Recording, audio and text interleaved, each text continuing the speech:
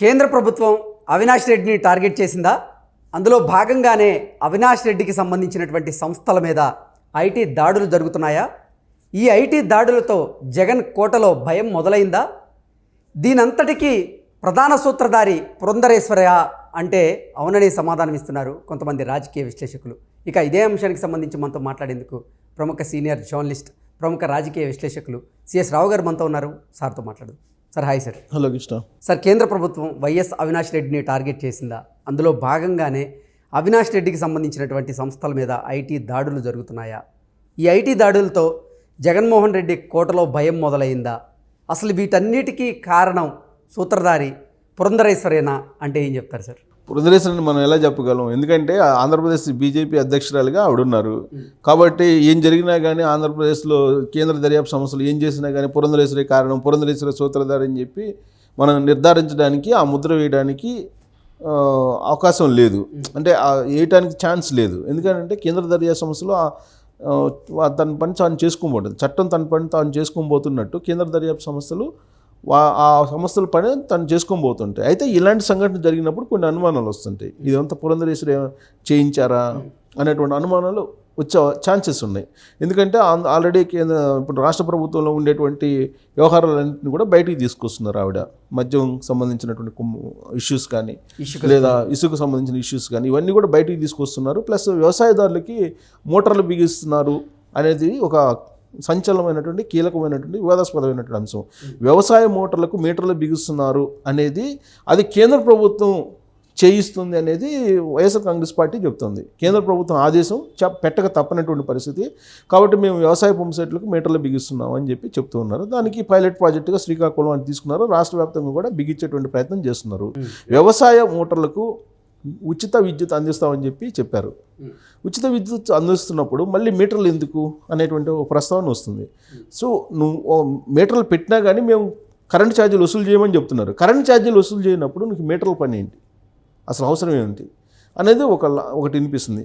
కరెక్ట్గా జగన్మోహన్ రెడ్డికి రాబోయేటువంటి ఎన్నికల్లో ఇదే ఒక పెద్ద మైనస్ పాయింట్గా మారబోతుంది అనేది ఒక చర్చనీయాంశం.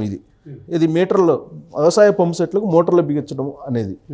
సో ఇక్కడ ఇదంతా ఒక ఎత్తు అయితే ఈ నెగటివ్ క్యాంపెయిన్ అంతా కేంద్ర ప్రభుత్వం వైపు నెట్టేటువంటి ప్రయత్నం రాష్ట్ర ప్రభుత్వం చేస్తుంది. వ్యవసాయ పంప్ సెట్లకు మీటర్లు బిగించమంటే కేంద్ర ప్రభుత్వం చెప్తుందని చెప్పి తెలంగాణలో కూడా కేసీఆర్ అదే చెప్పాడు.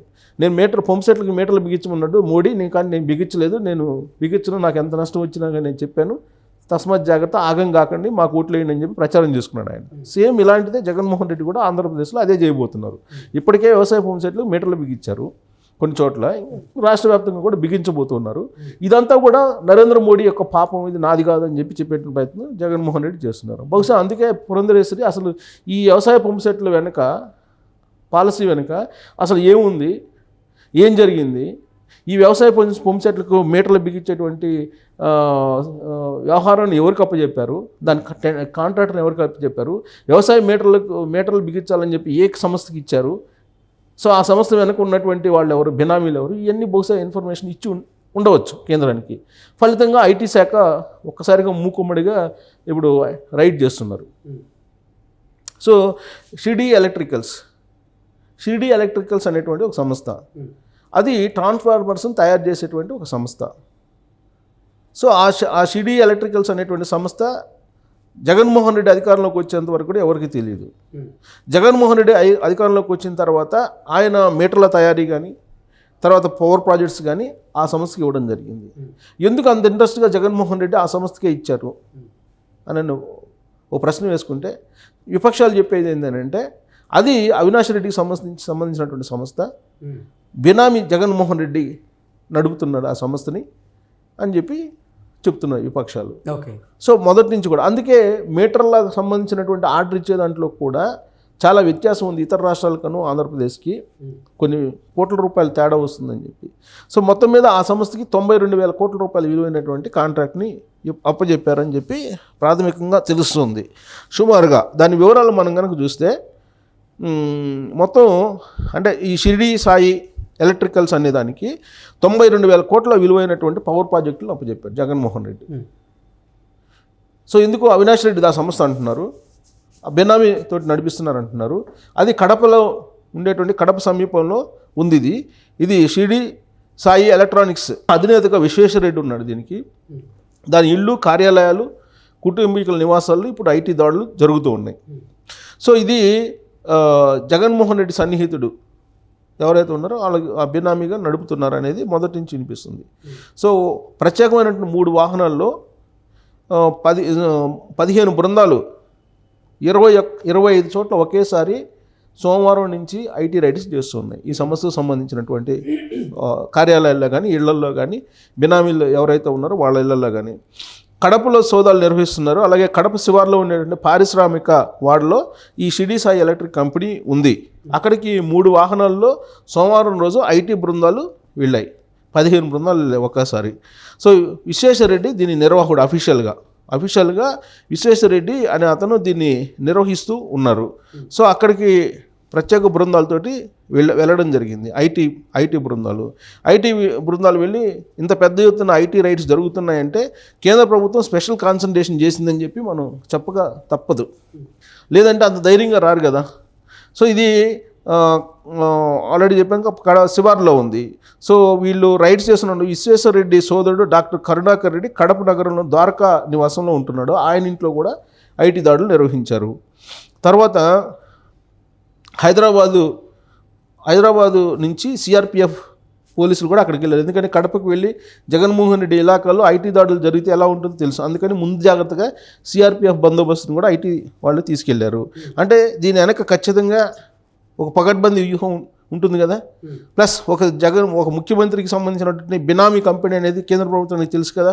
అంటే కేంద్ర ప్రభుత్వం వ్యూహాత్మకంగానే దీన్ని పంపించి ఉంటుందని చెప్పి అనుకోవచ్చుగా, అనుకోవడానికి ఛాన్స్ ఉంది. అంటే జగన్మోహన్ రెడ్డి రానున్న ఎన్నికల్లో ఆంధ్రప్రదేశ్లో ఓటమి దిశగా అడుగులేయబోతున్నాడని గ్రహించే బీజేపీ పెద్దలు ఇటువంటి ఎత్తుగడ వేశారా అని మనం భావించవచ్చా? అంటే ఉండొచ్చు. అంటే ఇంకా జగన్మోహన్ రెడ్డికి మోదీకి చెడినట్లేనా? అంటే ఇది ఐటీ దాడుల్ని రాజకీయంగా చెడినట్టు అనుకోవడానికి లేదు. ఇప్పుడు బహుశా ఎలా ఉంటుందంటే తోక జాడించినప్పుడల్లా తోకని కట్ చేస్తూ ఉంటారు అని అంటుంటారు కదా. తోక జాడించిన కట్ చేస్తాను అంటుంటారు పెద్దలు.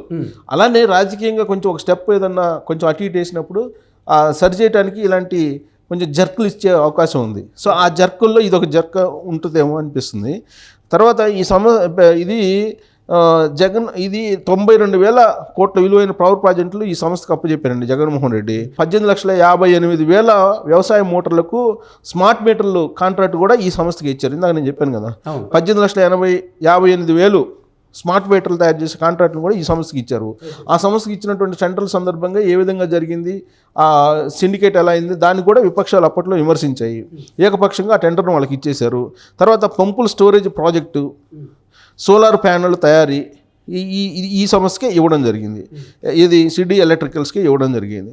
అదే కడప జిల్లాలో పైడిపాలెం వద్ద 33,033 కోట్ల పెట్టుబడితో 720 మెగావాట్ల సామర్థ్యం గల హైడ్రో సోలార్ కూడా ఈ కంపెనీకి ఇచ్చారు. తర్వాత పవన విద్యుత్ అంటే గాలి మరలు తయారు చేస్తారు కదా, పవన విద్యుత్ ప్రాజెక్టు కూడా ఈ సంస్థకే ఇవ్వడం జరిగింది. సోమశిల ఎర్రవరం సమీపంలో 8,855 కోట్లతో 12,000 మెగావాట్లతో ఒక పంపు స్టోరేజ్ని ఏర్పాటు చేసి 900 మెగావాట్ల 2 పవర్ స్టోరేజ్లను ఏర్పాటు చేయాలని నిర్ణయించింది ప్రభుత్వం. దాన్ని కూడా ఈ షిరిడి ఎలక్ట్రికల్స్కే ఇవ్వడం జరిగింది. సో కడపలో ఇది ఇప్పుడు యాక్చువల్గా ఎక్కడ ఇది పారిశ్రామిక వాళ్ళు ఎందుకు ఇచ్చారు ఈ షిరిడి ఎలక్ట్రికల్ సంస్థ అంటే, గతంలో రాజశేఖర రెడ్డి ముఖ్యమంత్రిగా ఉన్నప్పుడు ఈ ఐటీ సెజ్ ఒకటి ఏర్పాటు చేశాడు కడప నగర శివారులో. అక్కడ రిమ్స్ వద్ద సమీపంలో CP brown international technology IT పేరుతోటి 52 ఎకరాలు, సుమారు 53 ఎకరాలు, 52 ఎకరాల 45 సెంట్లలో ఈ ఐటీ సెజ్ని ఏర్పాటు చేశారు అప్పుడు రాజశేఖర రెడ్డి. సో అయితే ఇప్పుడు దాంట్లో 49 ఎకరాల 8 సెంట్లు ఈ షిరిడి ఎలక్ట్రికల్స్కి జగన్మోహన్ రెడ్డి ఇవ్వడం జరిగింది. సంస్థకు ఇచ్చి 42 కోట్లు స్థలం, విలువైన స్థలం అనేది దానికి ఇచ్చేసింది. అంటే 49 ఎకరాలు, దాదాపు 50 ఎకరాలు ఇచ్చింది. సో అంటే ఇంట్రెస్ట్ ఏంది ఆ ప్రభుత్వం అంటే ఆ కంపెనీ మీద అనేది అర్థమవుతుంది కదా జగన్మోహన్ రెడ్డి. సో జగన్మోహన్ రెడ్డి బినామీ కంపెనీ అది అని చెప్పి అంటుంటే దానికి ఆదర్శం ఇదే కదా. సో షిరిడి ఎలక్ట్రికల్స్ 92,000 కోట్ల ప్రాజెక్టుని జగన్మోహన్ రెడ్డి కట్టబెట్టడం అనేది ఇది బినామీలకు సంబంధించినటువంటి అంశం అని చెప్పి మొదటి నుంచి విపక్షాలు వినిపిస్తున్నాయి. ఇప్పుడు ఐటీ దాడులు జరగడం అంటే దీని మొత్తం చరిత్ర అంతా పురంధరేశ్వర ద్వారానో లేకపోతే ఇంకొకరి ద్వారానో కేంద్ర ప్రభుత్వానికి చేరి ఉంటుంది. చేరినటువంటి క్రమంలోనే ఈ ఐటీ దాడులు జరుగుతున్నాయి. ఇంకోటి ఇందాక నువ్వు మెన్షన్ చేసినట్టుగా రాజకీయంగా ఇతను గ్రాఫ్ పడిపోయింది కాబట్టి ఇతనితో పెద్ద అవసరం లేదు కాబట్టి, ప్లస్ నరేంద్ర మోడీ మొదటి నుంచి కూడా స్వదేశంలో ఉండేటువంటి అవినీతిని తొలగించాలి, విదేశంలోకి వెళ్ళినటువంటి బ్లాక్ మనీని తీసుకురావాలనే కాన్సెప్ట్ నరేంద్ర మోడీకి ఉంది. అందులో భాగంగానే ధీరజ్ అని ఒక ఆయన ఈ మధ్యకాలంలో కాంగ్రెస్ ఎంపీ మీద ఐటీ దాడులు చేస్తే మొత్తం బయటపడ్డాయి. దాదాపు 350 కోట్ల రూపాయల కరెన్సీ బయటపడింది. ఆ రోజే చెప్పాడు నరేంద్ర మోడీ ఇలాంటి వాళ్ళందరినీ భర్తం పడతామని చెప్పి. బహుశా దాంట్లో భాగంగానే కంటిన్యూషన్లోనే ఇప్పుడు షిర్డీ ఎలక్ట్రికల్స్ దాంట్లో దాదాపు ఆదివారం రేతి నుంచి ఇప్పటి వరకు కూడా మంగళవారం కూడా అంటే సోమవారం మంగళవారం కూడా ఇంకా ఐటీ సోదాలు కొనసాగుతున్నాయి. 25 బృందాలు 15 వాహనాల్లో వెళ్ళి రైడ్ చేస్తున్నారంటే, ప్లస్ సిఆర్పిఎఫ్ని కూడా తీసుకెళ్లారంటే ఒక వ్యూహం ప్రకారం ఒక టార్గెట్గా ఒక లక్ష్యాన్ని చేరుకోవాలనేటువంటి ఉద్దేశంతో వాళ్ళు పకడ్బందీగా వెళ్ళారని చెప్పి మనం అనుకోవచ్చు. దీంతో జగన్మోహన్ రెడ్డి, అవినాష్ రెడ్డి, వాళ్ళ వెనక ఉన్నటువంటి బినామీ విశ్వేశ్వరరెడ్డి కానీ ఇలాంటి వాళ్ళ భోగోతం మొత్తం కూడా బయటపడేటువంటి అవకాశం ఉంది. సో ఈ మొత్తం కథ నడిపించింది పురంధరేశ్వర్ అనేది ఇప్పుడు వైఎస్ఆర్ కాంగ్రెస్ పార్టీ అనుమానిస్తుంది.